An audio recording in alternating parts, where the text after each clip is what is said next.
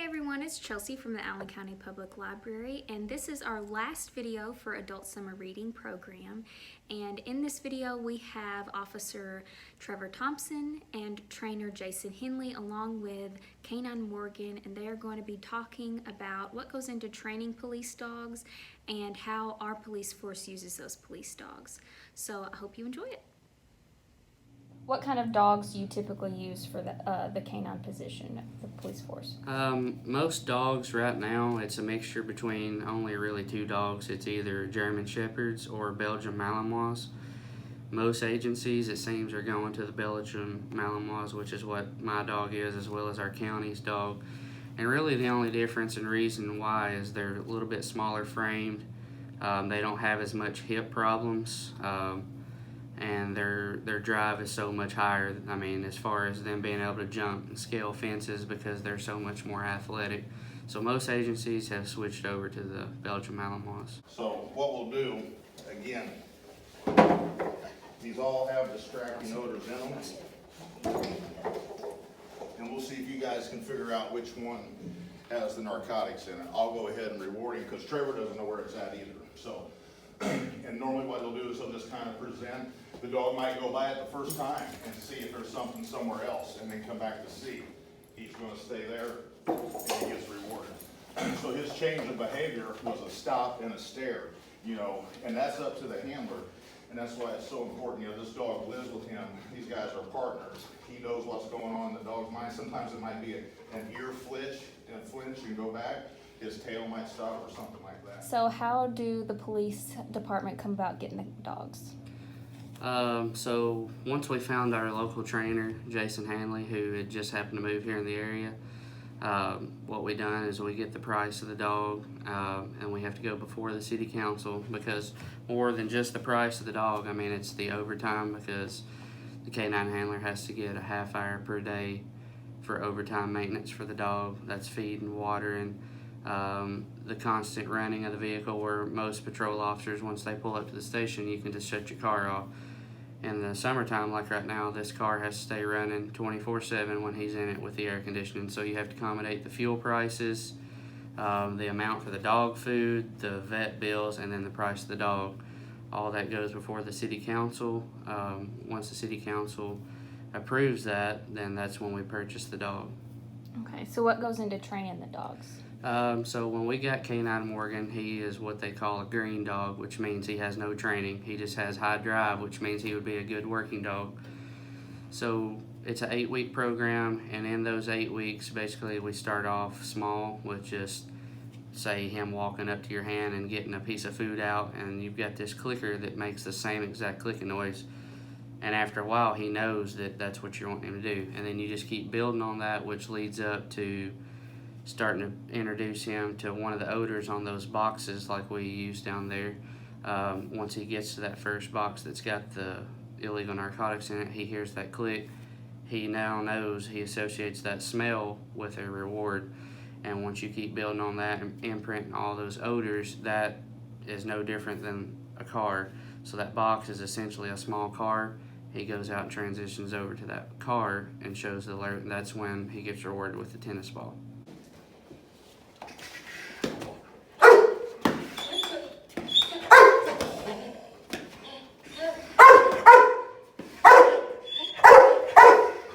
And a lot of times I want him to focus on me, not the equipment.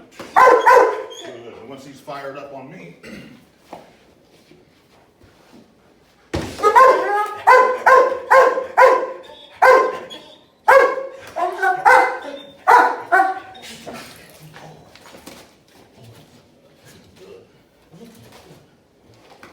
again, once he starts to give the commands for me to stop, Suspect, stop fighting my dog. Hands up. the dog lets go. So again, he's not trained to maul people or kill somebody. He's trained to protect the handler and the community until the threat stops. Okay? Okay, so what all do you use the dog for in the police force? Canine Morgan is used for, we call it patrol, as well as narcotics. So the narcotics is the methamphetamine, the marijuana, the heroin, and the cocaine. Any of those substances that's in a car or in a house He's trained to find those odors and show a positive alert. The tracking aspect of it, you go to, say, a domestic and somebody run out the back door and run into a heavily wooded area. Canine Morgan is trained to go up to that spot at the door where this suspect was last seen. He can pick up that scent and he can track that suspect into the woods to where either he's going to find him and either he's going to be called out and give up, or he will be apprehended. So can you tell me any stories of what he does with you specifically, like an instance you've used him? One instance that comes to mind is the bite scenario. This was a routine traffic stop for a traffic violation, a stop sign violation. Approached the vehicle, made contact with the driver. Once you start talking to the driver, I detected that there were some flaws in his story that led me to believe that there was other things going on. So at that point, the driver was asked for consent to search his truck, which he did grant consent to search. As he got out of the truck, I noticed on his belt line that there was a small clear container that had a crystal substance in it that, based on my training and experience, was suspected to be methamphetamine. He was completely fine until I started to go for that item, and then he kind of pulled away a little bit. So at that point, that really raised my suspicion that some kind of crime was being committed there. So that's when I went to go put him in handcuffs and detain him. I got one cuff on. As I was going to put the other one on, he pulled away and swung his hand that had the cuff on it, striking my backup officer that was standing in front of us, and then he took off running on foot. So I gave chase to him, announced multiple times for him to stop. We get to the end of a picket fence, and once I get to the end of it, I can't see him anymore.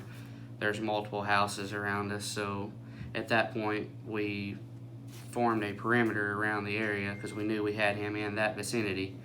So then at that point I go back to my car, I come down, and we do what is called a call out over the PA system, announcing that K-9's going to be deployed, giving the suspect an opportunity to come out and turn himself in, as well as letting other citizens know that there's fixing to be a deployment. So if you're in the area, you probably should get inside. No response was got from that suspect, so Canine Morgan was deployed. We went to that end of that picket fence where I last seen that suspect, and this is a very fresh track because it just had happened. So his odors was all over that track. Canine Morgan immediately picked up his scent. We went right around the picket fence, down 2 houses to the back of a house. Once we reached the back of this house, there is a crawl space at the bottom with a door that's opened up, which is suspicious. While we're there at that crawl space, Canine Morgan is showing interest. He's really wanting to go inside this crawl space. So at that point, Canine Morgan was sent inside under this crawl space, and you can tell that he was definitely on to something under there, because when you would try to pull the leash back, he didn't want to come. That's his way of letting us know, hey, something's under here, I don't want to come out. So at that point, Canine Morgan was given his command to bite, and Morgan bit the suspect, apprehended him, and done what he's trained to do. We don't ever go up under that crawl space because we don't know if he's got a hold of his leg, he could still have a gun in his hand. So we always train for the dog to bring that suspect to us. So he was given the command to bring my dog to me. He eventually come out of the crawl space. Canine Morgan was still attached onto the leg, and that suspect was apprehended. Canine Morgan was removed and placed back in the car. Awesome. Okay. Okay. What is Morgan like at home? Is he good with all the other animals? Yes, so I often tell everybody, my K9, he's what I call has an on and off switch. He knows when he gets out of his cage, if we get in that car, he knows we're going to work, and he knows that if he gets out and we don't get in that car, we're not going to work, and he is completely social. I have a 4-year-old little girl at home who he is absolutely great around. Like I said, I have a little wiener dog that's our house pet. They're completely comfortable around each other, as well as my wife. So I like to tell everybody he's got an on and off switch, and he's a great pet to have at the house.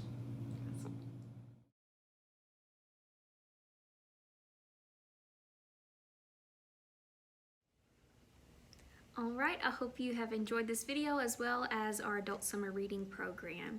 If you are part of our adult summer reading program, be sure to turn in your bingo sheets before the end of the month. And if you aren't, we hope to see you in our future programs, hopefully in person in the next few months as well as right here online. So thanks for joining us.